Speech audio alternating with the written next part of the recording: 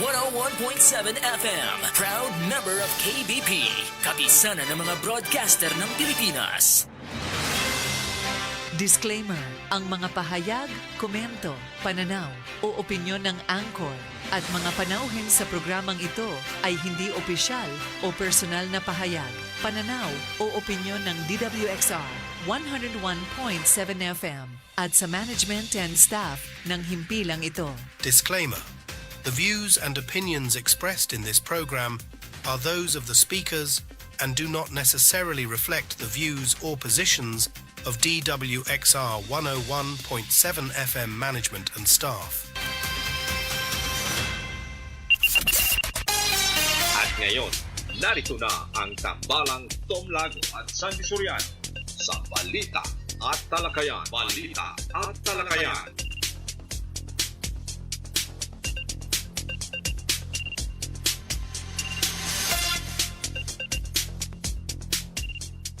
Narito na ang makabagong uri ng balitaan at talakayan sa radyo. Balita at talakayan. Balita at talakayan. Hihimay ng mga isya, talakay ng mga maiinit na usapin, maglalahad. Punto por punto. Balita at talakayan. Tambalan, Sandy Soriano at Dom Lago. Alas 12 ng tanghali.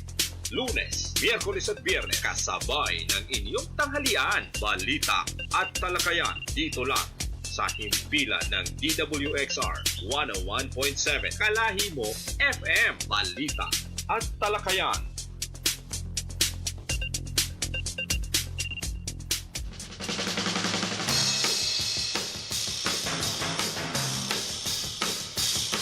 Ayun at magandang tanghali po sa lahat ng sumusubaybay at nakatutok ngayon sa programang Balita at Talakayan. Siyempre may kasama po tayo ngayon si kasamang Tom Lago. Magandang ayan. Meron ba? Ayan. Magandang umaga po sa mga sumusubaybay sa ating palatuntunang Balita at Talakayan. Tom Lago po, mga kasama nyo. Ang aking partner at si kasamang Sandy. Oy, oo. Ngayon po ay ika-19 ng Pebrero. Oo. Talagang napakabilis nung araw. Taong 2024. Oo. Medyo mainit na yung panahon kaya lang sa madaling araw, malamig pa rin kasamang Tom. Mm-hmm. At alam mo, yung mga kababayan natin ngayon alam mo yung usong sakit, Mm-hmm. yung sipon, ubo, at saka may merong bagong sakit sa mga bata. Kasama Sandy, yung ito bang mga day old na mga bata ngayon.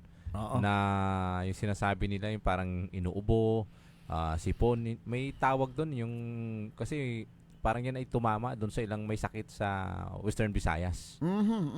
Yun ang bagong sakit daw di man. Siguro partner ang isang dahilan yung pabago-bagong klima ng ating panahon ngayon.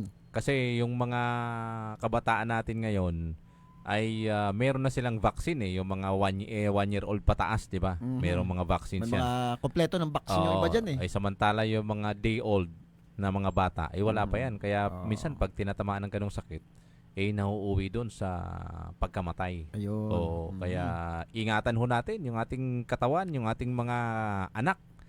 Pagka nakaramdam ng ubo, sipon, dalhin na ho natin yan sa ating mga pedya. Mm-hmm. Isa sa pwede nyong pagdalhan dyan, yung kasintahan ni kasamang Sandy. Si Dr. Soriano. Expert ho yan at magaling yan. Ayun. At buti na i-plug mo partner pagdating sa bata ay syempre, alam mo madaming pasyente si Dr. Emma Soriano. Oo. Kaya at talagang pagdating sa bata ay eksperto ito. Kaya nga, yung aking mga kabataan yan ang suki ko Ayan. Hoy, batiin muna natin partner yung mga nagdiriwang ng kaarawan ngayong araw na ito. Meron ka bang alam sa lahat ng nagdiriwang ng kanilang kaarawan ay binabati natin ang isang magandang happy birthday. Ang sabi nga ay mabuhay kayo hanggang gusto nyo. Kaya nga, sa mga nagbe-birthday ngayon at mga nagsiselebrate ng kanilang mga anniversary, ayan, pasalamat ko kayo at umabot kayo sa ganyang taon ng pagsiselebrate ng inyong anniversary at hindi pa kayo naghihiwalay. Oo. Sana'y magmahalan hanggat kayang magmahal. wag lang sobrahan. Mhm. At ika nga, pag may minamahal ka, iisa lang yung sa puso mo kasama Sandy. Wag Tama, yung, oy. Mm-mm. kaliwat kanan ay meron kang dinidate. Ha? Meron akong kilalang ganyan pare, matinik yun eh. Oo. Oo. Wag na nating pangalanan Huwag yan. na, mabibis to eh. Oy, partner binabati ko yung aking kaibigan. Nandito ngayon galing pang Cagayan. Pero actually, taga rito talaga siya. Tubong Kalapan itong aking kabatchmate. Si paring Rafael Madrid. Oo. Nandito ngayon. Ito yung pulis Cagayan pero retired na. Oo. Welcome Retired back. Major Rafael Madrid Oo. Ngayon, may nilalakad lang siya dito sa Calapan City at mamaya baka makita-kita kami mamaya nung aming mga magkakabats. Ayan. Oo. Welcome back sa Oriental Mindoro. Ha? At alam mo naman yung probinsya ng Cagayan, sa sulok yan eh. Nasa dulo na yan ng Pilipinas eh. Oo. Ang Cagayan, iba yung mga isla Cagayan, niyan. Cagayan Apari. Valley, yan. Yung Apari, ay kaharap niyan eh, parang na ng Vietnam. Malapit na. At yan ay yung pinaka-window ng papuntang China, kung hindi tayo nagkakamali. Yung mga lugar na yan. Malapit yata dito, Batanes no? Batanes. So, kaya mula Apari, Cagayan. Mga ganun yung natin. Ayan. At syempre, partner, paalalahanan natin yung ating mga motorista na konting ingat po sa pagdadrive at mahirap po pag na-aksidente, lalo-lalo na yung mga nakamotor. Oo. At syempre yung mga nagdadrive ng mga four wheels, kayo naman kahit mabagal makakarating din kayo sa inyong pupuntahan. Oo, masyadong nagmamadali na akala mo'y hari ng kalsada. Oo. Speaking of motorista kasamang Sandy, alam mo yung pagtaas ng presyo ng langis ay nakaamba na naman bukas. Parang nung isang linggo lang partner, tumaas na yan. Oo, wala nang linggo na hindi tumataas itong presyo ng ng fuel natin kasamang Sandy. Parang kung hindi ako nagkakamali, yung presyo ng diesel ay more or less 1 peso ang itataas. At yung sa gasolina, ganun din. Kaya dagdag pasani na naman. Wala tayong magawa partner dyan dahil kasi sa world market yan binibase. Kaya lang, sinasabi nga nung ating mga motorista, lalo na yung mga driver, na humihiling na ibaba yung presyo ng Tax. Diesel ay yung tax yung excise tax ay tanggalin daw. Pero hindi naman daw pwedeng tanggalin at kukunti yung collection. Diyan kumikita ang ating gobyerno. At saka siyempre diyan kumukuha. Diyan kumukuha ng kotong. Malaki pa per liter pala yata mga 10 pesos ang excise tax niyan kaya so isipin mo kung tatanggalin mo yung 10 piso, nasa mga 55 lang yan. Kaya medyo malaki. Malaki talaga matatapyas kasama Sandy. Kahit sabihin nating ito'y pandaigdigang kalakalan na apektuhan ho tayo.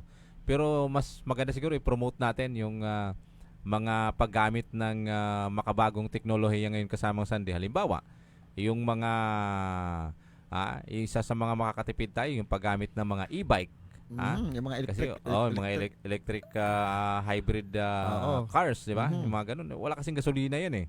Yung mga nagpo-provide naman ng power supply sa atin, halimbawa yung mga solar power plant, yung mga renewable energy. Renewable energies. Ay yun ang kailangan natin.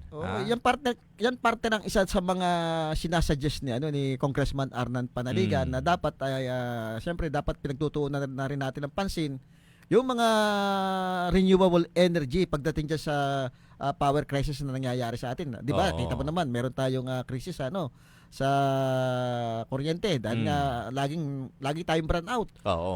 Panahon na daw para i-promote itong ating mga renewable energy, yung katulad ng sinasabi natin, yung wind power, yung solar power, yung hydropower, di ba?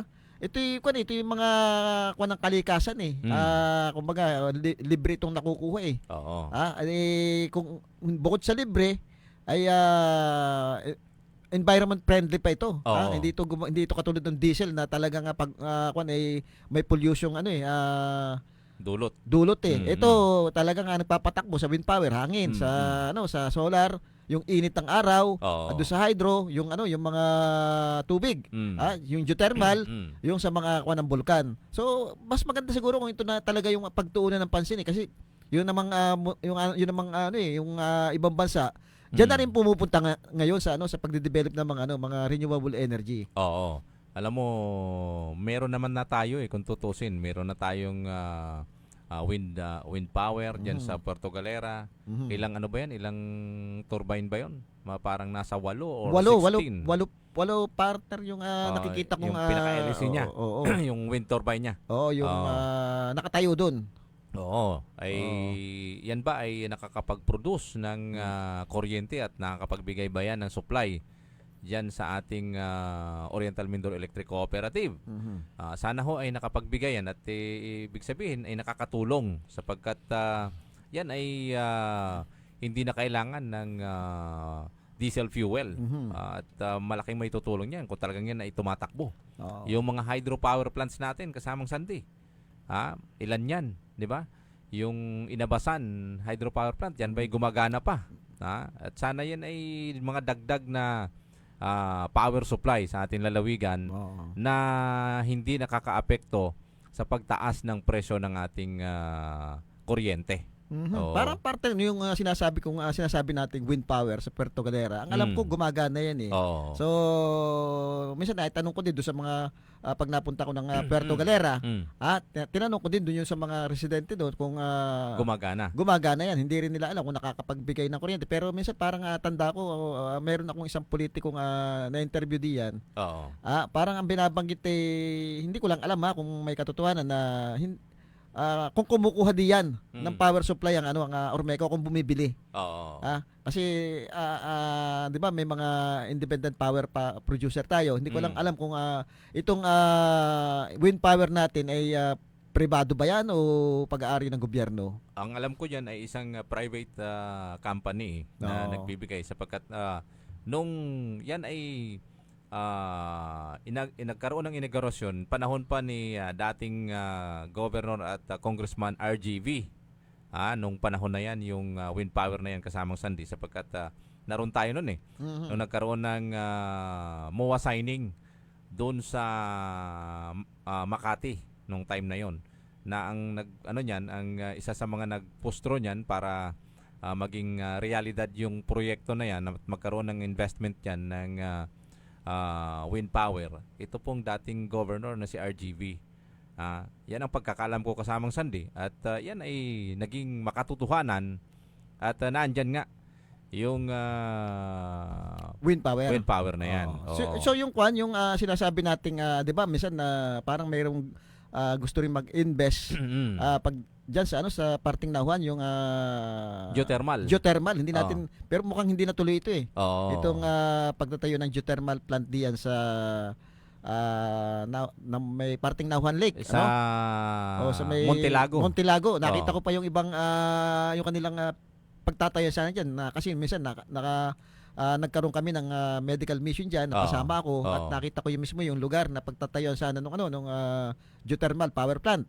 Pero wala, may gwardiya lang ito at mukhang tigil yata yung operasyon. Hindi natin alam kung itutuloy pa ito. At doon naman sa sinasabi nating hydropower, ay yun ang katanungan kung gumagana ba yung mga ginawang hydropower diyan. Actually yung nabanggit mo na geothermal proposed project diyan hindi natin alam kung ano nang update yan sapagkat alam mo yung lugar na yan ay bundok na pinatag yan hindi natin alam tapos yung may mga issue dyan dati na yung mga lupa na kinukuha dyan kasamang Sandy ay iniluluwas. Tingnan mo naman kung nagkameron man ng pagpatag ng pagkalbo ng bundok na yan, hindi natin alam kung meron bang kasi yan dating gubat kagubatan yan kasama Sandy na bundok na merong intact na lupa at tanim na mga punong kahoy. Sana naman nung inabando na yan at itinigil yung proyekto, sana nagkaroon ng reforestation sa lugar na yan. At yung mga kababayan natin sa Montilago ay sana'y hindi sila naapektuhan. Kasi alam mo yung sa pagsagawa ng isang proyekto katulad niyan na isang yung geothermal project na yan kasama sa mahabang pag-aaral yan na hindi na lang basta-basta na gagawa ka ng ganyang proyekto na hindi dumaan sa tamang pagsusuri. Oo. Kung talagang maibibigay ba yan na init or anuman na supply na manggagaling sa geothermal, di ba? Mhm. Anong nangyari? Parang tinapyas lang yung bundok eh. Then after that, wala namang talagang So, init na makukuha. Oo, pero meron akong meron akong nakita diyan sa Muntilago. Talagang merong parting bukal Oo. na mainit doon sa medyo tabi ng nung tinitigilan ng mga sasakyan ng Oo. yung mga pump boat. Oo. Meron dong isang lugar talaga na kita mo bumubulbok yung tubig. Oo. Merong init eh. Oo. So hindi natin alam kung yung sinasabi nga nating pagtatayuan ay connected doon sa Oo. doon sa siguro may dating bulkan diyan na Oo. na kaya medyo may mainit, hot spring kung tawagin. Kaya lang dapat may ano yan eh, may case study na ginagawa, 'di ba? Bago isagawa yung ganung proyekto. At sana yung pagkakapatag ng bundok na yan ay naisaayos para pagdating ng panahon ay yung mga kababayan nating naninirahan dyan ay hindi maapektuhan kasamang Sunday. Mhm. Oy, partner, kamakailan ay nagkaroon yata ng nakita natin sa isang Facebook page si Congressman Arnel Panaligan. Diya sa may parte ng Oriental Mindoro National High School. Yung blessing nung Eco Park mo matatawag yun, parang kasi yung dito sa JJ. JJ, dating JJ. ang ganda partner na kasi Oo. minsan narating ko yan, hindi pa ganoon Kaganda. ka-develop pero Oo. maganda na siyang lugar, napakalinis at napakaganda ng mga mangrove na nakatanim doon. Inalagaan ito itong mga kuwan na ito, pero nakakuha yata ng pondo si Vice Mayor Bim Ignacio kay Senator Loren Ligarda at siyempre kasama yata dito yung dating governor natin Chief Espiritu doon sa mga nag-follow up diyan ay naipagawa yung yung likod ng Oriental Mindoro National High School at talagang napakaganda doon napansin natin naroon yata yung mga konsyal ngayon na nakaupo sina Konsyal Cabaylo, madami si Congressman Arnan Panaligan yata yung mismong panauhin doon nagsagawa ng blessing ng lugar na yon. Alam nyo ho, bibihira tayo makakita ng mga ganong eco park na nasa gitna na syudad. Kaya yung eco park ko dyan sa likod ng Oriental Mindoro National High School ay napakaganda ho niyan at magsisilbi itong isa sa mga tourist attraction dito sa atin lungsod. Pwede partner, alam mo pwede napakagandang pasyalan yung lugar. Isipin mo nasa gitna ng sinasabi mo, nasa gitna ito ng syudad. Merong ganung lugar. At yung ilog din partner, napakaganda ngayon yung ilog eh. Alam mo yung ilog niyan dati parang namatay na yun eh. Dahil nga nung tinatapunan ng mga basura tapos may mga informal settler na nakatira dyan sa mga gilid. Siyempre, mga yan, walang palikuran yung mga yan. Diretso na sa ngayon, parang trinasper yung mga yan at yung panahon ni Congressman na ngayon ni Mayor Arnan. Mayor Arnan na ngayon Congressman na yung lugar na yan ay pinadredging yan pamula doon sa palengke hanggang doon sa bukana ng dagat. At sa ibaba. medyo napalinis yan, napaganda. At doon nagsimula yung pagsasaayos nitong lugar diyan sa Oriental Mindoro National High School. Alam ko ang isa sa namamahala dati diyan si Sir Alido. Yung aming teacher nung high school kami. Napakagaling na teacher nito. Talaga kami bilib na bilib dito kay Sir Alido Siya yung isa sa nagsakripisyo diyan para talaga mapaganda yung lugar na yon. At mas lalong gumanda partner ngayon nung na-budgetan ito ng sa pamamagitan niya ni Vice Mayor Bim Ignacio ay may mga itinayo parang may coffee shop dun na building na makikita mo. Sabi nga ako doon sa kakilala ko, isang araw pare dayuhin natin yung lugar at saka alam mo ang ganda pagka doon kayo magde-date sa lugar na yun, tahimik. Tapos ang daming puno, may mga butterfly na mga nakakulong. Talagang pwede kang pag may bisita ka galing sa Manila o galing sa ibang bansa, pwede mong ipasyal doon daan doon sa medyo nakakapag-relax. Nakakapag-relax partner. Hindi ko lang alam kasi ito dati open ito kung kumbaga awan ko lang ngayon kung ito meron ng entrance fee o itong lugar na ito. Dahil parang mukhang gagawing tourist spot na rin ito yung lugar na yan Kaya kung kayo hoy medyo makakalikasan sa inyong sarili, pwede ho kayo dong mamasyal. At kung meron man kayong ka-date, huwag nyo namang gawing dating place. Mhm. Ah. Hindi ko lang alam kung sa gabi doon, partner, mayroong mga street light na Yung mga nakalagay. ilaw. Oo, kasi maganda para bagang kung talagang mayroong coffee Kasi shop doon. Marami pupunta rin para magkape. Nakita ko parang mahaba yung pinaka-patwalk niya yung mismong parang dadaanan. Oo, may Oo. tawag doon yung Yung pinaka-tawag dyan. Yung, boardwalk. pinaka-boardwalk niya, di ba? Oo. Kaya maganda ho yan. Pwedeng mamasyal doon sa umaga, kasama sa pag-i-exercise, pag-a-unwind, di ba? Kaya tangkilikin ho natin yan, yung Eco Park ng Lungsod ng Calapan. Tayo magpapasalamat ho doon sa mga kababayan natin at lalong-lalo na doon sa mga opisyalis ng ating lungsod na siyang nagpupursige niyan para magkaroon ng pondo at may saayos. Dapat ito yung tularan natin, yung mga politiko nating merong mga inisyatibo para mapaganda at ma-preserve yung ating kalikasan kasama Sandy. Oo. Oy, basahin ko lang itong isang proyekto ni Congressman Arnan Panaligan na pinasinayan din ito yung Agila Project na acronym Aksyon ng Gobyerno at Inisyatibo sa Larangang Lehislatura. Ito yung concreting of a fountain farm to market road. Ito lagi partner sa kanya mga programa kasama yung yung Farm mga to Market Road. Farm to Market Road, kaya Oo. malaking tulong para sa magsasaka yung mga farm to market road. Hindi yan Road to My Farm, ha? Hindi, partner, iba yun. In Barangay Mabuhay, Socorro, Oriental, Mindoro. Oo. Pinuntahan ni Congressman Arnan Panaligan ang isang proyekto na sa kabundukan. Sa kabundukan pa ito, talagang naaabot ng bayan ng Socorro. Ito ay ang pagpapasemento ng Phase 1 ng Farm to Market Road sa Barangay Mabuhay. Dumadaan ang karsadang ito sa mga lupaing agrikultural na maraming pananim. Inilaan ni Congressman ang pondo para sa proyektong ito sa 2023 national budget na pinagtibay ng Kongreso. Ang Phase 2 naman ng proyektong ito ay pinunduhan ng opisina din ni Congressman Arnan Panaligan sa 2024 national budget.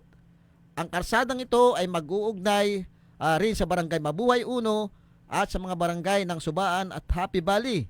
Ito po isa sa mga proyekto ni Congressman Arnan Panaligan. Yan kasi yan ang sa pinagtutunan ni Congressman ngayon, yung mga farm to market road. Oo. Dahil nga do sa kailangan ito ng ating mga magsasaka. Oo. Alam mo, pagka yung isang lugar ay napaunlad at naisaayos yung kalsada kasama Sandy, mabilis yung pag-unlad at pagganda ng antas ng pamumuhay ng mga kababayan natin. Alam mo kung bakit? Una, yung mga produkto dyan sa lugar na yan, mas mabilis ngayon na ma-travel papunta sa public market. At syempre partner, yung mga mamimili. Oo. Pwede na silang maabot doon sa lugar. Hindi na sila babayad doon sa mga tracking na itatracking pa nila. Kasi mismo yung mga namimili, minsan napunta na yun doon sa lugar at doon na pinipick up yung mga gulay o kaya palay, kung ano man yung mga produkto nila, ay pinipick up na ng mga mamimili. At saka yung epekto nito kasamang Sandy, kung halimbawa dyan sa lugar na yan ay merong taniman ng gulay, yung magiging presyo ng gulay pagdating sa market, mas mura. Mas mura. Sapagkat mabilis na itong naidadala, na ita-travel papunta sa merkado. Fresh pa. Fresh pa. Samantala kung sira-sira ang kalsada na yan at hindi nararating ng maayos, siyempre magbabayad pa yung mga magsasaka natin doon sa hauling, di ba? Sa pagpapakarga, sa pagpapahakot lahat. Kumbaga yung expenses doon sa pagta-travel niyan is doble-doble. Kaya ngayon, pagka maganda ho yung farm to market roads, maganda rin yung pagninegosyo at pagdadala ng ating mga magsasaka doon sa merkado ng kanilang produkto. Mas mabilis, mas maayos, mas mura at mas madali. 'Di ba? Kaya maganda ho yung mga ganyang proyekto. Dapat yan ang inuuna ho natin, hindi yung puro infra na lang na building na maganda ho sa paningin. Ay hindi natin sinasabi na hindi kapakipakinabang. Pero dapat unahin ho natin yung yung priority. Dapat may prioridad. Ano yung pangangailangan ng ating mga kababayan. Yung mas prioridad at pangangailangan ng ating mga kababayan. Kasama to, may babati lang tayo. May mga nakatutok na sa atin Mga kuya, bakit di pa pababa ang pamasahe? Dati 12 pesos noong pandemya. 20, wala nang pandemya. O 20, pwede daw doon man eh. O, Mm. o binabati rin natin si kasamang Tito Poras nakatutok din sa atin sa programang ito. Oo. Ay alam mo, ito si kasamang Tito mahilig itong pagdating sa agrikultura, ito Oo. magandang kausap eh. Oo. Madaming alam ito sa pag-aalaga ng mga hayupan, sa Oo. pagtatanim, ay talagang ito na yung kanyang pinaka-expertise eh, Oo. yung ganitong trabaho. Alam mo, yan ang isa sa mga eksperto sa dating ng pagsasaka, yung mga pagtatanim ng gulay, Oo. mga prutas. Oo. At yan ay dating merong farm ng baboy. Meron parte Oo. sa Antipolo dati, sa Tanay. Sa Rizal. Meron ito eh. Na siyang Pero dito na yata siya nagtitigil na siyang unang tinamaan ng ASF. Kaya nga. At yun, oo. malaking naging lugi niya ng mamang yan. Oo. Kaya pumunta ng Rojas at nagnegosyo ulit ng panibagong Oo. pagpa-farm. Oo. Ibang estilo naman. Oo. Eh, Oy, sabi ni kasamang Tito mas gusto mo daw yung yung walang ilaw. Oo. Oy, batiin ko rin itong aking kaibigan si Mr. Marlo Atienza literal. Ito yung may-ari ng mga agawa mga frame ng pinto, yung mga Oo. bintana. Mura dito, partner, mura. Pagka dito ka nagpagawa, talagang nakaka-discount ka pa. Ganun ba? Oo, dito ako nagpapagawa kay Oo. Mr. Marlo literal. Ayaw mo, pagka meron na akong bahay at magpapagawa ako kasama Sandy, yan ang una kong pupuntahan. Ito pa rin yung isa sa mga naging pinagkabahalaan ni Congressman Arnan Panaligan itong nakaraang linggo dito sa ating lalawigan bagamat alam ko mukhang nasa kongreso yata siya ngayon eh. Ay kung makakatawag, maantay natin, siguro ma-interview natin na kahit kaunting panahon. Alam mo partner, ang isa talaga doon sa mga prioridad din ni Congressman Arnan Panaligan, yung mga sa mga educational, Oo. sa mga estudyante, yung mga walang kakayanang mag-aral na pwedeng tulungan. Ito nga yung Agila Action ng gobyerno at inisyatibo sa larangang legislatura. Ito yung Agila Ito yung acronym ng Agila. Noong Sabado, nagpunta si Congressman Panaligan sa bayan ng Socorro upang ipamahagi ang educational financial assistance para sa mga kabataang nasa kolehiyo. Pinagkaloob sa may 1,343 kabataang nag-aaral sa kolehiyo mula sa bayan ng Socorro ang halagang 4,000 piso bawat estudyante mula sa pundong kanyang inilaan sa Kongreso bilang bahagi ng kanyang Educational Financial Assistance Program. Ang Department of Social Welfare and Development ang naging katuwang ng Congressional Office sa pamahagi ng tulong pinansyal sa mga kabataan. At siyempre, dumalo dito rin sa payout si Socorro Mayor Nemen Perez at Board Member Josie Niria, Socorro Municipal Councilor Arnel Magtibay, Jose Manalo, Elmer De Castro at ang inyong lingkod si Congressman Arnan Panaligan. Napakaswerte ng Socorro Medyo to yata yung nadalaw ni Congressman Arnan Panaligan noong nakaraang linggo. At mapalad yung mga estudyante. Bisipin mo, malaking tulong yung tiga 4,000 na financial assistance para doon sa kanilang pag-aaral, partner. Oo. Kaya alam nyo, yung sa mga kabataan natin, isa lang yung pwede nating ipamana pagka meron ho tayong anak yung karunungan, yung edukasyon na siyang maging susi para sa pag-angat at pagganda ng kanilang buhay pagdating ng panahon na sila'y nasa tamang edad na kasamang Sandy. Ay sapagkat tayong mga magulang ay hindi naman tayo magiging bato sa sa lupang ito na buhay tayo habang ilang taon, di ba? 100 taon o ano man. Dapat yung mga anak natin ay nakaprepare na para doon sa kanilang edukasyon. Kaya malaking tulong ho yan doon sa ating mga kababayan na medyo kukunti yung pera. Siyempre, doon sa mga estudyanteng talagang gustong makatapos. Tanda ko partner, kahit nung mayor pa siya, si Congressman Arnald Panaligan, mayor ng Calapan, talagang malaki ang nilalagay niyang budget para sa mga walang kakayanang mag-aral, yung sa educational financial assistance para dito nga sa mga ito.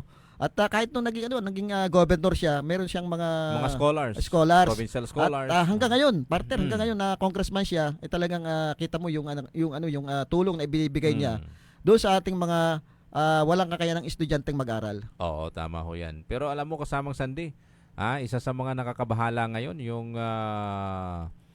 yung umabot sa 75% o sa apat na mga Pilipino yung sasabing hindi naging maganda ay yung ginawang aksyon ng pamahalaan para labanan yung inflation o pagtaas ng presyo ng bilihin sa bansa. Pero mukhang may survey na naman. Hindi ko alam, wala man kung accurate ba yung survey na sinasabi na bumababa ang inflation o tumaas. Ito'y batay sa latest Okta survey na ginawa noong December 10 hanggang 14 na may 1,200 adults na tinanong sa naturang survey, na umabot naman sa 6% ang satisfied at 19% naman yung mga hindi undecided. Ayan. Kaya bagsak sa 8% ang mga Pinoy sa ginawang hakbang ng pamahalaan sa pagkokontrol ng inflation mula pa nung dating 14%, habang ang dissatisfaction ay naging 11% mula sa 64%. Kaya maraming Pilipino yung hindi satisfied. Totoo naman, partner, talagang kahit dito sa atin sa Oriental Mindoro, particular dito sa Calapan City, ay kung titingnan mo, talaga namang napakamahal ng ating mga bilihin dito. Nakakapagtaka, partner, sinasabing ang Oriental Mindoro ay isang agricultural land.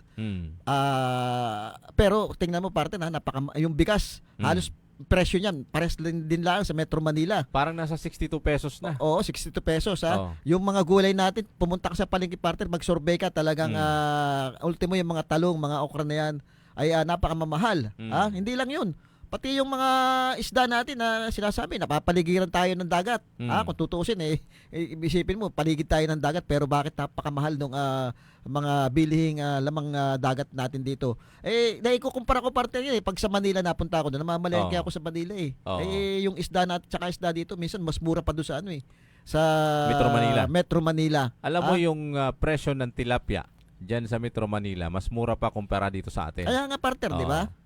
Kung tutusin, probinsya ho ito bakit hindi ho mag-project yung ating gobyerno para matulungan itong mga kababayan natin na maraming nakatiwangwang na lupain na pwedeng gawing palaisdaan at maging gulayan na pwede hong pagkakakitaan ng ating mga kababayan. Kaysa naman kasamang Sandy na puro na lang ayuda na ganito ang ibibigay natin sa ating mga kababayan. Bigyan ho natin ng trabaho.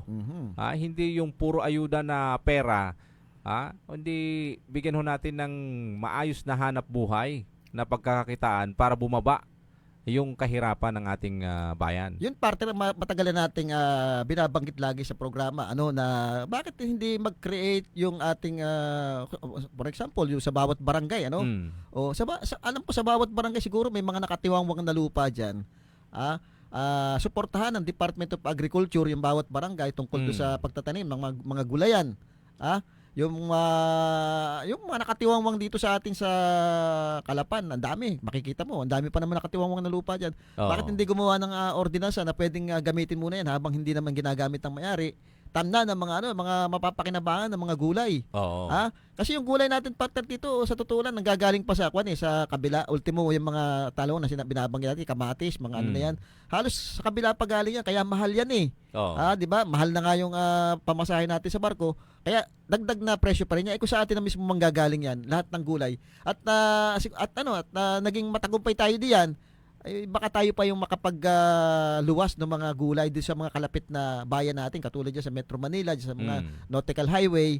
May malaking pagkakakitaan yan. Yung sinasabi natin na wag natin sanayin yung ating makbabayan sa ayuda. Ito na yung pagkakataon na mabibigyan natin sila ng mga desenteng trabaho na hindi laging nakatunga nga doon sa binibigay na ayuda, na kaya pagdating ng eleksyon, nakala nila may utang na loob sila doon sa mga politiko nagbibigay sa kanila ng ayuda. Di ba? Tama ho yan. Actually, mayroong mga gulayan dyan sa parting south, dyan sa lugar ni Kasamang Tito, marami diyang nagugulay kasamang sandi na sila yung nagsusupply sa mga palengke. Oo. Pero ito'y pag-aari ng mga private na mga kababayan natin na sila ang kanilang lupain ay ginagawa nila at negosyo yung gulay. Gulay, palaisdaan, parang meron dyan sa south na yan. In particular dito sa part ng Gloria. Diyan marami hong mga talong dyan na tanim, kung ano-ano mang uri ng gulay na nakukuha natin. Dito sa lungsod ng Calapan, meron dyan sa parting bahagi ng tawag dito, yung malapit dyan sa boundary ng Nauhan. Meron ho dyang mga gulayan na barangay na siyang nagsusupply din sa ating palengke kasamang sandi. Pero hindi lang yan yung barangay na pwedeng magtanim ng gulay. Madami, partner. Madami. Kung pwede, dapat nga lahat. Meron akong isang kilalang kapitan, kapitan dito sa may parting Bandaro Nasuki, si Kapitan Manny Cleope. Kikita ko parte nakakapag-produce siya ng mga gulay. Talong, di ba? Hindi lang gulay, madami siya na ipoproduce. Kung napapalawak natin ito sa lahat, sa bawat barangay, malaking livelihood program ito para do sa ating mga kababayang walang trabaho. Meron naman hong mga libreng binibigay ang Department of Agriculture. Yung mga seedlings, yung mga seeds na pananim na gulay, iba't ibang klase ng gulay. Ang kailangan lang ho dito ay tamang aalaga at pagtanim, yung tamang taniman, yung kaalaman na kung paano magsagawa ng isang maayos na gulayan, 'di ba? Ayun lang po ang kailangan diyan eh. Siguro partner kung namimigay na din lang ang ating Department of Agriculture ng mga seedlings na mga pananim, baka pwedeng sa bawat barangay meron na rin silang mga training na ibinibigay doon sa mga una-una siguro doon sa mga nakaupo muna sa mga sangguniang barangay, training, at sila na yung magbababa doon sa mga constituent nila kung paano itinatanim yung mga ganitong mga halaman, gulay. At syempre, kung may idadagdag pa siguro ang Department of Agriculture na pwedeng iayuda yung mga pataba, 'di ba? Yung mga pesticide na pwede nilang ibigay, turuan nila kung paano gumamit 'yan. Abay, maganda. Sa totoo lang, napakalaki din naman ang budget ng ngayon ng Department of Agriculture, nasa 30 billion. Ito yung inilaban ni Congressman Arnan Panaligan dahil nga nakita nila na mukhang sa importasyon na nakatutok ang ating gobyerno. Katulad nga sinasabi ni kasamang Tito Porras, ay totoo ito. 'Di ba? Ang inflationary talaga ang sitwasyon kasi mas focus sa importasyon ang program kaysa sa pag-develop ng local agriculture. Tama parte niyo. Ang development ay hindi sinusukat sa dami ng infra project. Ang punto dapat ay nakapokus sa inclusive development, basic economic empowerment ng bawat pamilya. Hindi puro daldal na wala namang sinasabi.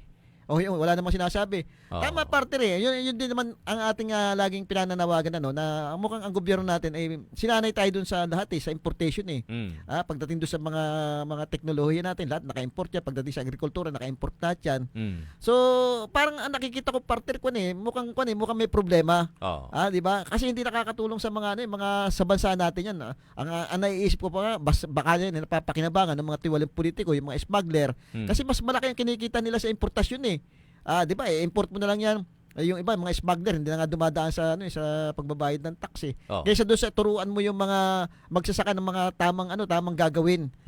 Kasi pag doon sa loob na mismo manggagaling yung mga pangangailangan natin, wala nang kikita diyan sa importation. Kasi alam mo yung sa pagsasaka natin, kailangan lang naman yan suporta ng gobyerno Kung meron hong malinaw na programa na kung paano ilinang at tulungan yung ating mga kababayang mga magsasaka. Marami kasamang sandi ang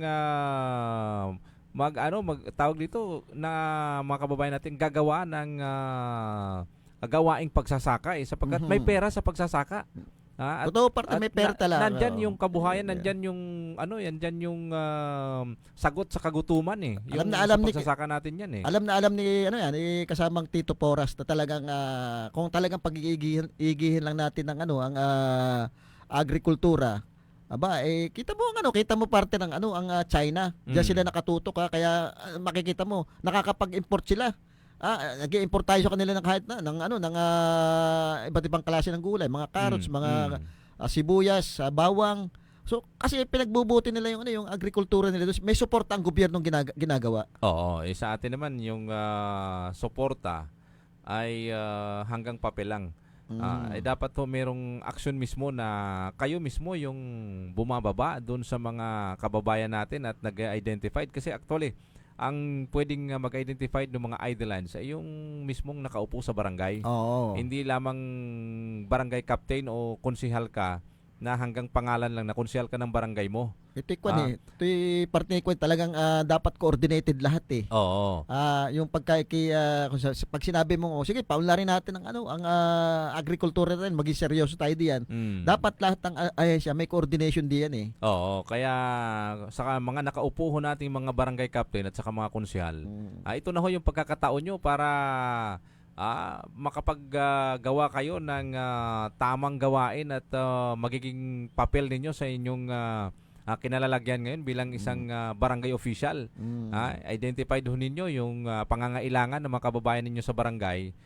Identify ninyo yung mga lugar na pwedeng makatulong sa hanap buhay sapagkat alam mo kasamang Sandy, simula nung tinamaan ho yung Oriental Mindoro ng ASF, ito yung pangalawang alternatibong hanap buhay ng ating mga kababayan, yung paghahayupan, yung pagbababoy, na siyang isa sa pangunahing na nakakadagdag ng kanilang kita kasi after ng pagtanim ng pagsasaka, ang inintindi naman ngayon yung paghahayupan eh.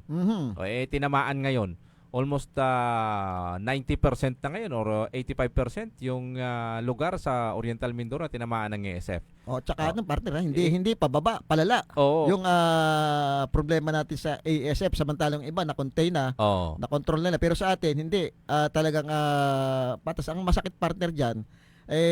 Kung makontain mo man yan, matagal na yata uli bago makapag-alaga ng baboy eh. Ang mangyayari dito, ano ngayon yung alternatibong kapalit ng hanap buhay ng mga magsasaka natin, in particular yung mga backyard racer natin, na isa sa mga pangunahing pinagkukunan nila ng pera para pantustos doon sa kanilang pamilya. Ano ngayon yung alternatibo na ginagawa ng ating gobyerno, ng ating pamalaang panlalawigan o ng ating mga LGUs para tulungan itong mga kababayan nating na nasalanta ng ASF kasamang Sandy? Meron bang ayuda?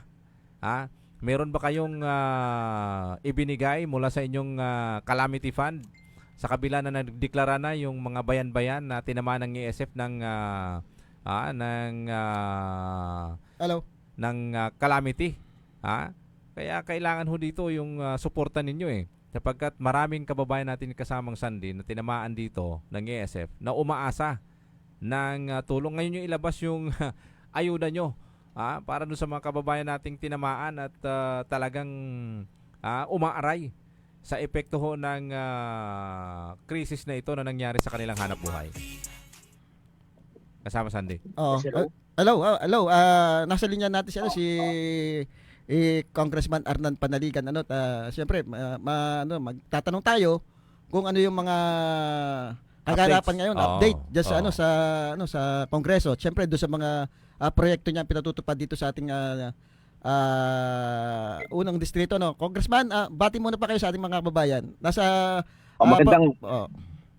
Magandang hari sa iyo, Sandy, magandang hari kay Tom, at magandang hari po sa mga kababayan ko sa Oriental Mindoro, lalo na sa 1st District of Oriental Mindoro. Ito po ang inyong lingkod, Congressman Panaligan. Nagbabati sa inyo mula po dito sa ating tanggapan sa Congress, sa Batasan. Ano na pong update ngayon diya sa Kongreso? Kumusta na po yung mga bill na pinapasok po ninyo?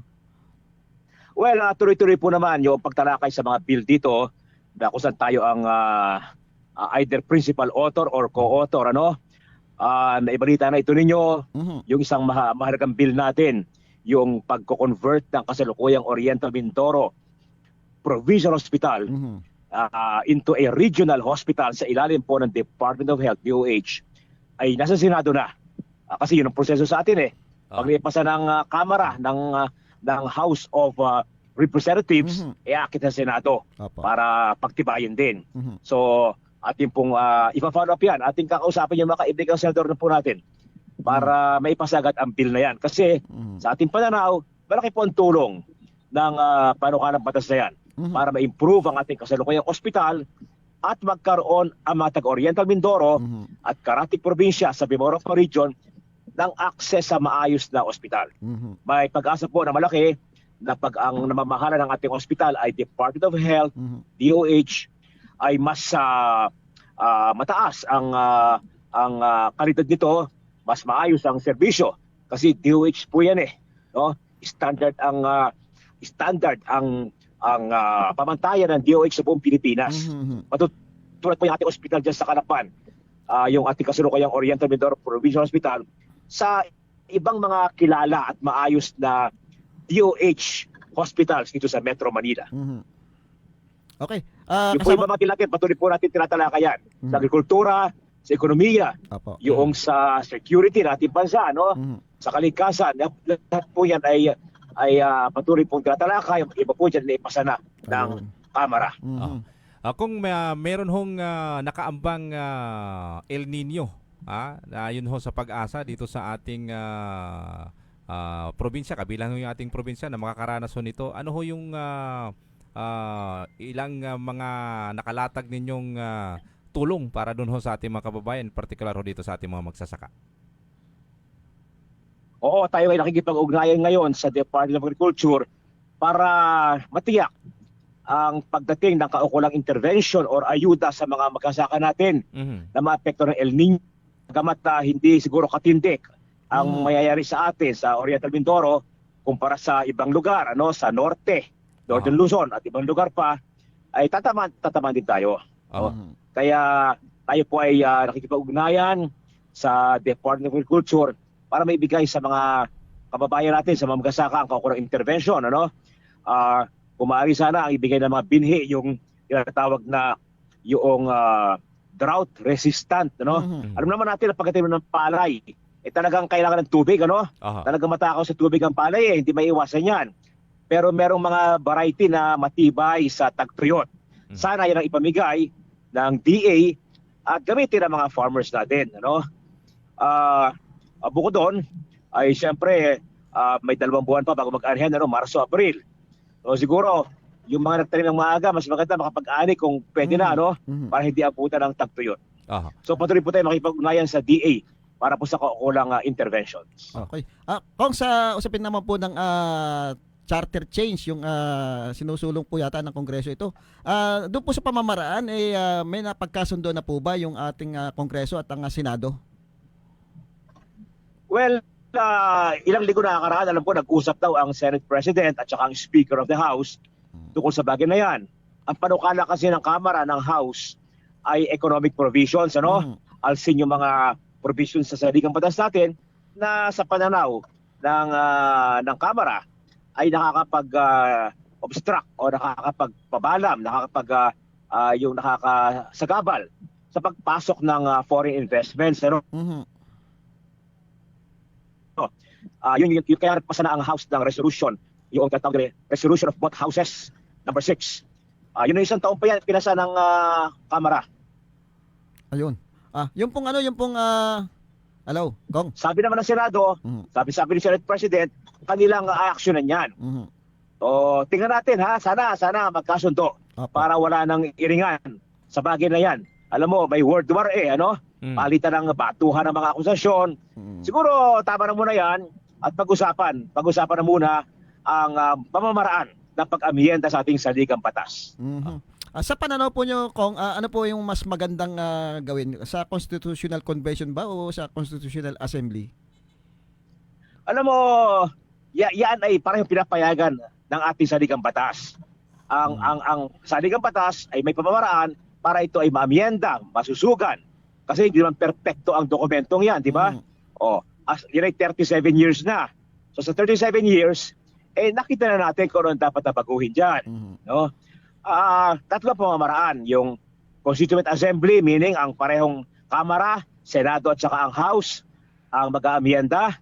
Pangalawa, Constitutional Convention, kung saan tatawag ang Kongreso, ang Senado at ang Kamara, tatawag ng Constitutional Convention. Maghahalal tayo ng mga delegado at yon ang gagawa ng pag-amyenda or bagong konstitusyon.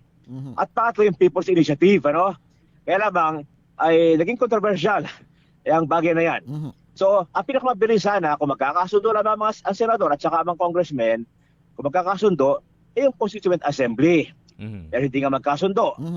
Yung Constitutional Convention ay okay sana yon para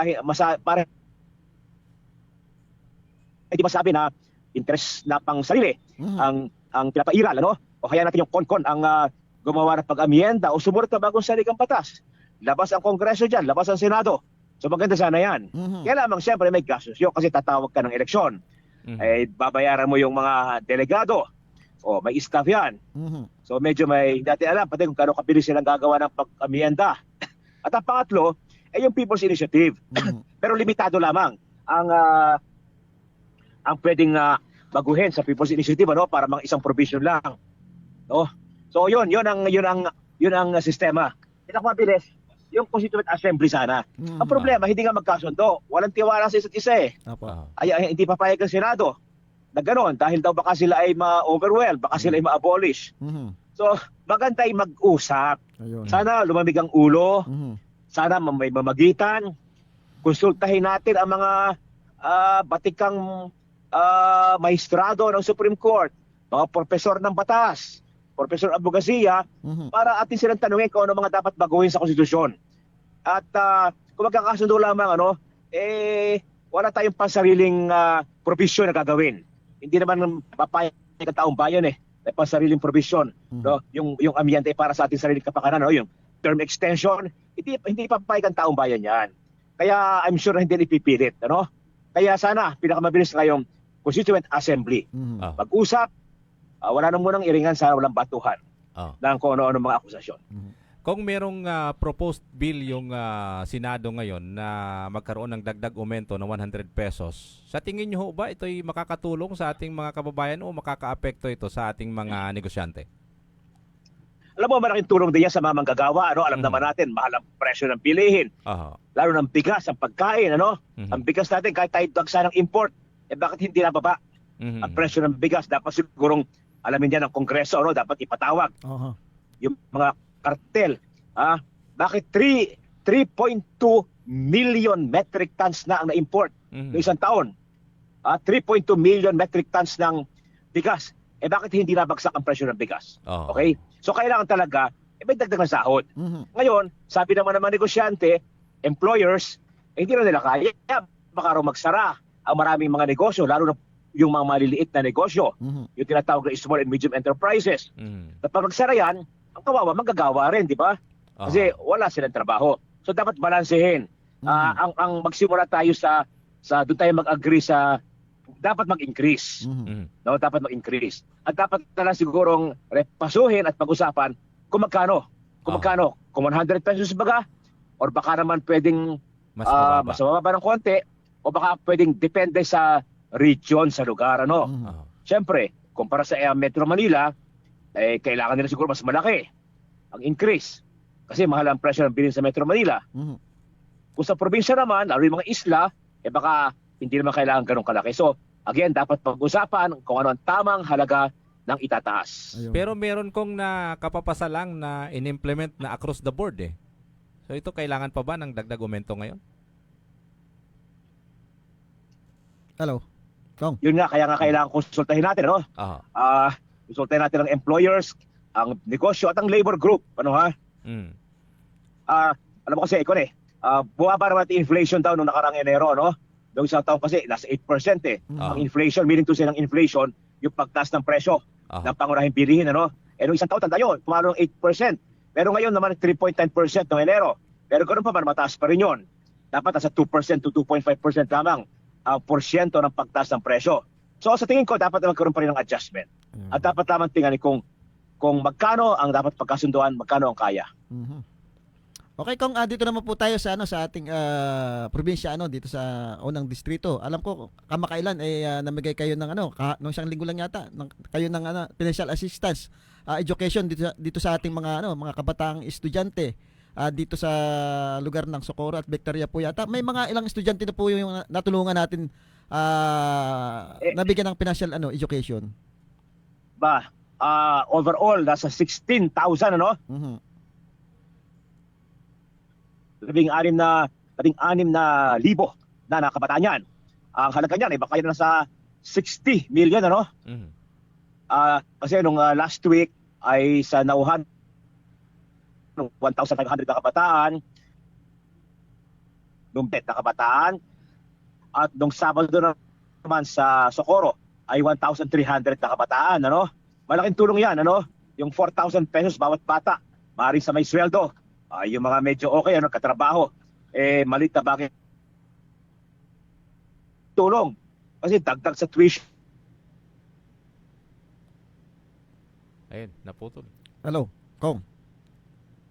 Ayan, medyo nawawala yung signal ho natin kay Congressman. O di kaya ay papat sa uniforme. 10,000 na. Ang Okay. kabataan. Oo.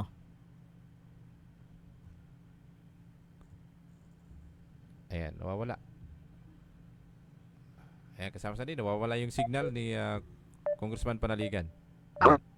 Hello, yes. No? Yes, Kong, diretso po.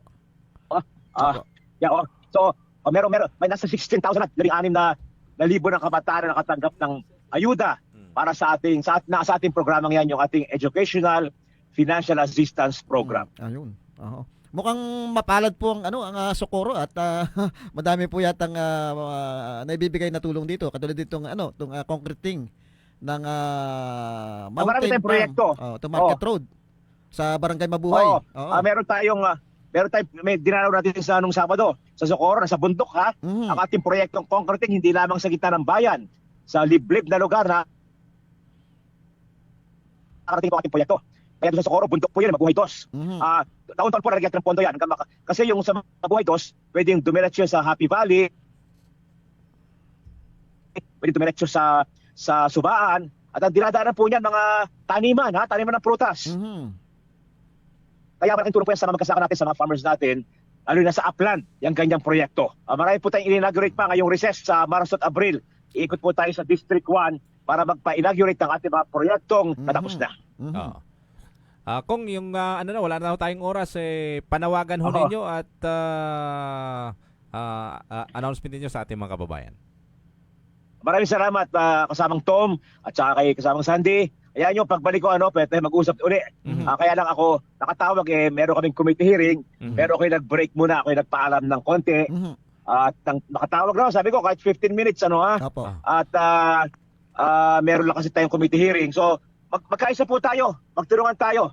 At makakasa kayo, yung congressman naman ay aktibo dito sa Kongreso. Mhm. Tayo, kung makikita nyo sa ating mga post sa FB, tayo pinagkasalita sa Kongreso, tayo kasali sa mga deliberasyon sa Kongreso, Mhm. at tayo rin naman sa distrito ay may mga proyekto Mhm. at serbisyon dinadala. Kaya ginagampanan po natin ang ating dalawang papel bilang congressman. Sa Kongreso, tayo po ay mambabatas, tayo pinagkasalita at nakikipagtalakayan. Mhm. At sa distrito naman ay dumarating ang ating mga serbisyo at katulad sa medical assistance at saka sa edukasyon. Mhm. At ganoon din, dumarating yung mga proyektong pang-infrastruktura po natin. Mhm. Ayan. Okay, maraming salamat Maraming po. salamat ha. Oo. Ah. Ayan po si Congressman Maraming Arnan. salamat sa Sandy at kasama Tom. Apo, yan po si Congressman Arnan Panaligan at mukhang nasa kongreso si Congressman Arnan. Yun ang kagandahan, partner yan. Oo. Kahit na talagang busy siya, ay nakukontak natin para may paalam yung mga ginagawa nila sa kongreso. At syempre yung mga proyektong naipapatupad dito sa ating lalawigan, particular dito sa unang distrito ng Oriental Mindoro. Oo, ayan. Alam nyo ho, mapalad ho tayo sapagkat meron ho tayong isang the working congressman Mhm. dyan ho sa Kongreso na kung saan sa katawan ho ni Congressman Arnan Panaligan ng ating unang distrito. Mhm. Oo. Pero alam mo kasamang Sandy, nakakalungkot din sapagkat kakaunti na lang yung oras natin Oo. at itong mga kababayan nating naapektuhan ng baha at paglandslide doon sa Davao de Oro. Sa Davao. Oo, Oo. napakarami. Hindi ko alam, partner, kung yung bang lahat ng minero na trap dyan sa landslide ay nakita na. Yung Oo. kumbaga yung search and rescue operation nila ay kung tuloy pa ba. Oo. Oo. Umabot ito ng parang kulang 100 katao yung nasawi. Habang meron pang 9 na nawawala ngayon Mhm. doon sa naganap na landslide sa Mako, Davao de Oro. Nakakalungkot sapagkat sa kabila ng merong banta ng El Nino phenomenon ay meron palang mga pagguho ng lupa at paglandslide. Diyan ho sa ibang bahagi ng ating bansa, in particular diyan sa Maco, Davao. Nakakaawa yung ating mga kababayan sapagkat matagal na pala itong base doon sa ulat, matagal na pala itong no build zone yung area na yan sapagkat merong aktibidad ng pagmimina diyan sa lugar na yan. Merong mga pasaway at talagang nagpumilit na magkaroon ng bahay diyan, magtayo ng bahay.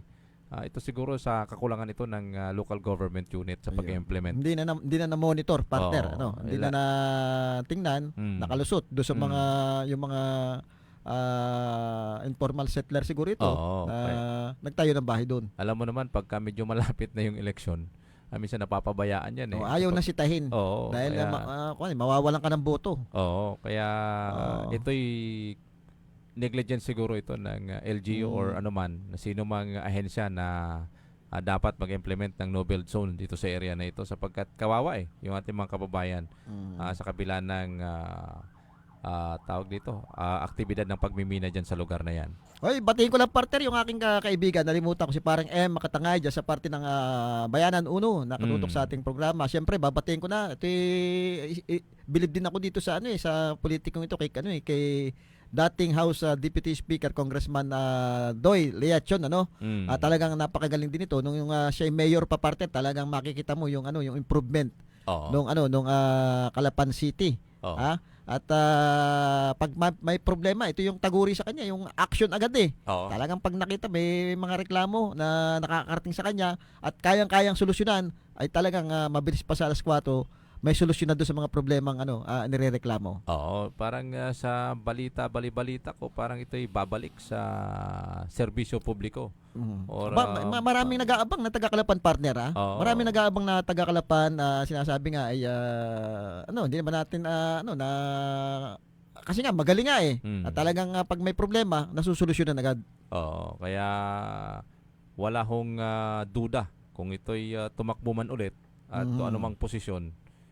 Yung mga kababayan natin nag-aantabay kung ano ba ang kaganapan at ano ba ang lalabanan sapagkat nangangamoy eleksyon na naman kasamang sandi sa October. October partner, magpa-file na yan at mukhang sa ngayon partner talagang medyo dito pa ako doon sa mga politikong kung ano yung mga tatakbuhin nila. Ayaw kong manghula-hula tapos pagdating ng mali pala yung analysis natin. Kung sino mga tatakbo sa ganung posisyon. Pero may mga naririnig na tayo, ang kailangan ko lang siguro yung mga kumpirmasyon. Kasi anytime pwede magbago yan Magbago yung mga tatakbuhan nila. Pagka sa politika naman kasi wala naman permanenteng kaibigan diyan, walang permanenteng kaaway diyan. Minsan bigla nang ga-alliance yung magkakaaway. Yun ang mahirap parte, kaya medyo nalilito tayo doon sa sitwasyon ng politika ngayon. At meron ding isang pangalang pumuputok ngayon. Merong aktibidad na gagawin sa anibersaryo ng lungsod ng Calapan sa March 21. Ayun, partner talagang meron ding kilala na rin. Nag-i-sponsor. Nag-i-sponsor do sa mga pa-concert. Alam nyo. Pero wala pa rin tayong clue kung anong kumbaga may plano pero o wala. May nabasa akong pre-statement niya na batay doon sa kanyang statement. Ito'y kanyang pinabubulaanan na siya'y lalaban na kung ano man na posisyon sa politika. Pero sino ba naman yung gagastos ng milyon-milyon para doon sa mga sponsorship kung wala kang binabalak? Unless na talagang meron siyang magandang loob, partner. Kumbaga, yung hanggang doon lang yung kanyang tulong. Kumbaga, gusto niyang mapasaya lamang ang mga mga mamayang Kalapan. Yun merong mga ganung tao, partner. Hindi naman nawawala yun hindi lang naman, kumbaga, ang problema kasi, partner nga, pag may medyo malaki ang ginagastos, may plano sa politika yan. Pero sana, totoo yung mga statement na ganyan. Sana nga. Kung ito'y paninindigan niya, nasa sa kanya. Ay, batiin ko lang, partner, si dating Vice Mayor Hil Ramirez, nakikinig din sa atin sa programa. Ito'y nakikiramdam din tayo kung ano ba talaga yung kanyang may plano pa baga, may tatakbuhin pa baga. Napakagaling din itong taong ito Ito yung matagal naging Vice Mayor ni Congressman Arnan Panaligan. At marami na ipatupad na batas ito nung siya ay nanunungkulan dahil siya yung vice mayor, siya yung presiding officer Oo. doon sa sangguniang panglungsod. Oo, magandang umaga ho, magandang hapon pala kay dating Vice Mayor Hil Ramirez. Ito'y isang maayos na kaibigan, isang maayos na lingkod bayan na nagsilbi din. Isang magaling na inhenyero. Oo, at syempre Itong binabati si natin si Vice Mayor, kasalukuyan ako po, Vice Mayor Bim Ignacio. Oo. Doon sa naging project niya diyan sa Oriental Mindoro National High School. Alam mo partner, diyan tayo nagtapos ng ng high school at malapit lang yung lugar namin diyan sa Bagumpok lang kami kung tawagin, New York. New York. At yung ilog na yan, partner, talagang nung una, bata pa kami, diyan kami naliligo, napakaganda ng ilog niya. Kaya dumating yung panahon na dumumi yan. At naging silted yung ilog na yan. At nung panahon yata ni dating ni congressman at dating mayor Arnan Panaligan ay pinalinis ang ilog na yan. At alam ko drenaging yan sa dami parte mga basura naging tapon na yan Nabuhay, may mga lamang isda na uli yung yung ilog na yan at nakakatuwa partner. Tapos nga yung mangrove na sinasabi nating eco park ay isipin mo nasa gitna ng nasa gitna ng syudad. Hindi lang natin alam kung paano papasok yan dahil dadaan kaya yata sa gate ng Oriental Mindoro National High School So hindi rin natin alam kung may mga sinisingil ngayon diyan dahil may ginastos na, malaki na yung ginastos. Napakaganda na ng lugar Pero kung ito'y ginastusan naman ho ng pero ng taong bayan din naman, pero ng taong bayan, siguro naman kung meron mang kukonti, para lang sa maintenance. Pang-maintenance. Hindi naman okay lang naman yan Hindi naman talaga hanap buhay yan kung meron man. Sana ay wala. At sana partner, napakaganda ng lugar, sana ma-maintain yung kaayusan yan. At hindi yung pagdating ng araw, makikita mo, sayang yung proyektong ginawa. Kumbaga, kung maaari nga, ay talagang pagandahin pa yung lugar. Kasi malaki pa yung lugar na pwedeng, pwedeng i-develop doon sa yung mga mangrove na pwedeng taniman yung mga lugar doon parang walang pinagkaibayan kasama sandi doon sa Quezon City, yung gubat. Yung merong gubat talaga as in nasa gubat ka. Diyan sa part ng Quezon City, hindi ko lang matandaan kung anong exact street. Hindi ba yan sa may circle? Parang diyan banda yan na yung gubat. Parks and Wildlife. Nakakapamasyal tayo diyan Kaya dito ho, mapalad tayo sapagkat merong isang eco park na pwede nating gawing pasyalan. Pag may time partner, pamasyal tayo dyan at makita natin yung lugar. Okay, at mukhang wala na tayong time at siyempre partner. Sa susunod ho na araw ng Miyerkules naman sa ganitong oras, Tom Lago po, nagpapasalamat sa inyo. Ay, babatiin ko nga pala bago maging huli ang lahat, yung aming kasama sa bahay, si Digna Lakdaw ng Bansud. Binabati natin ang isang magandang hapon. At muli po, abangan nyo ang aming programa sa Miyerkules, Biyernes sa ganun ding oras. Sandy Soriano po ang inyong nakasama.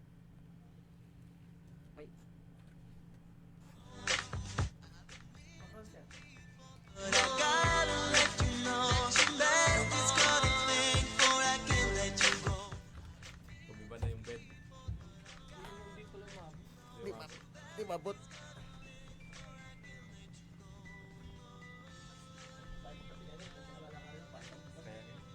Miyerkules pagka ako mag-reply tayo pagka